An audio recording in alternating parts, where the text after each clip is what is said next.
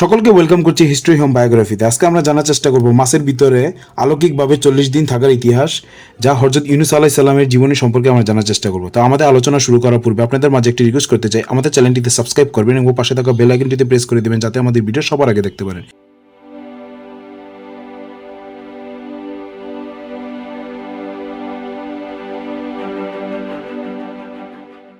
তো চলুন কথা না বাড়িয়ে চলে যাই মূল আলোচনায়। আদ ও সামুদ জাতি ধ্বংস হবার পর নিবিড় জাতির লোকেরা আল্লাহকে ভুলে যেতে লাগলো, আর তারা দিনের পর দিন মূর্তি পূজায় লিপ্ত হতে থাকলো। আর এই নিবিড়ের লোকেরা প্রায় 1 লক্ষর উপর মানুষ বসবাস করত। আর তাদের মাঝে মহান আল্লাহ তাআলা একজন নবী প্রেরণ করেছিলেন, তিনি হলেন হযরত ইউনুস আলাইহিস সালাম। আর হযরত ইউনুস আলাইহিস সালাম এসে দেখে যে তারা মহান আল্লাহর ইবাদত ছেড়ে দিয়ে তারা মূর্তি পূজায় মগ্ন হয়ে পড়েছে। আর তারা এতটা খারাপ জাতি ছিল যে কোনো পাপ কাজ করা তাদের জন্য সামান্য ব্যাপার ছিল।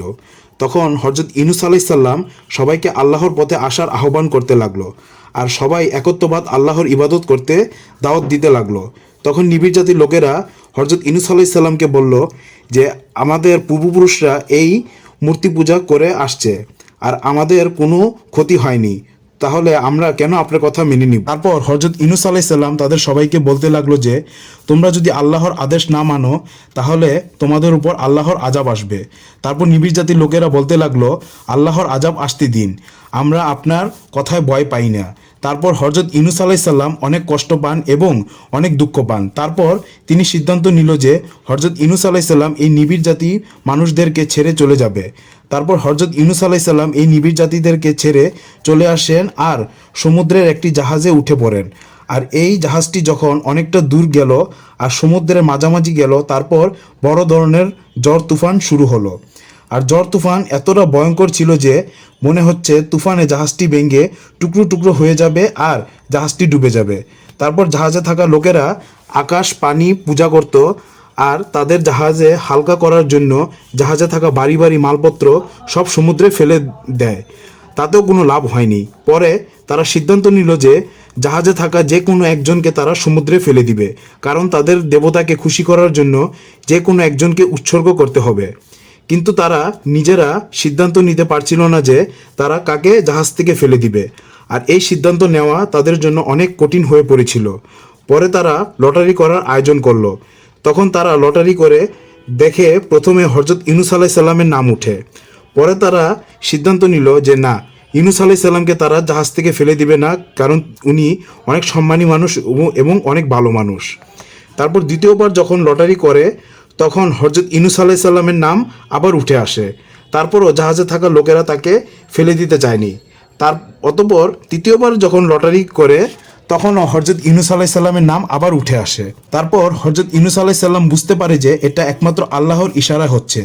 আর যখন তিনি নিবিড় শহর ছেড়ে আসছিল তখন তিনি মহান আল্লাহ তাআলার অনুমতি নেননি।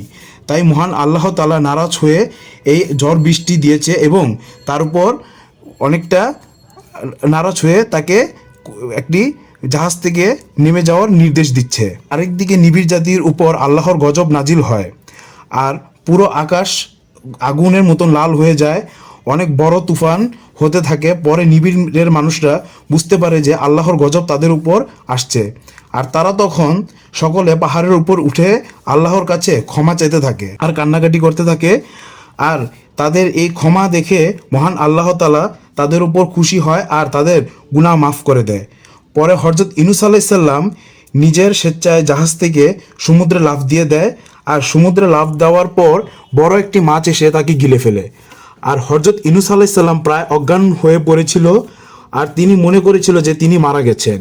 আর যখন তিনি হাত পা নাড়াচাড়া করতে থাকে তখন তিনি বুঝতে পারেন তিনি এখনও বেঁচে আছেন। পরে তিনি আল্লাহর কাছে দোয়া চাইতে থাকে আর ক্ষমা চাইতে থাকে। আর মহান আল্লাহ তাআলা হযরত ইউনুস আলাইহিস সালামকে 3 স্তরে অন্ধকারে রেখেছিল। প্রথম স্তর ছিল মাছের পেটের ভিতর অন্ধকার, দ্বিতীয় স্তর ছিল রাতের অন্ধকার, আর তৃতীয় স্তর ছিল সমুদ্রের গভীরতার অন্ধকার। আর এভাবে কেটে গেল 40 দিন।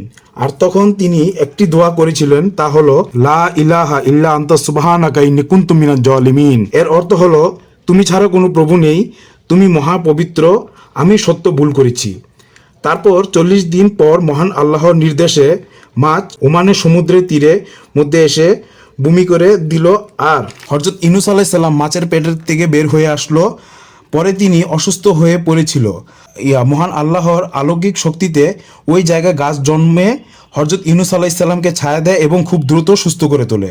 তারপর তিনি নিবিড় শহরে ফিরে আসেন আর এসে দেখে নিবিড়ের লোকেরা সবাই আল্লাহর পথে চলে আসছে আর তারা আল্লাহর ইবাদত করতে শুরু করতে লাগলো। আর এইসব জিনিস দেখে হযরত ইউনূস আলাইহিস সালাম অনেক খুশি হন এবং আল্লাহর শুকরিয়া আদায় করলেন। তো ভিউয়ার্স, আমার ভিডিওটি কেমন লেগেছে তা অবশ্যই কমেন্ট করে জানাবেন এবং লাইক করবেন এবং আমাদের চ্যানেলটিতে সাবস্ক্রাইব করবেন, পাশে থাকা বেল আইকনটিতে প্রেস করে দিবেন যাতে আমাদের ভিডিও সবার আগে দেখতে পারেন। তো আজকের মতন বিদায় নিচ্ছি, খোদা হাফেজ।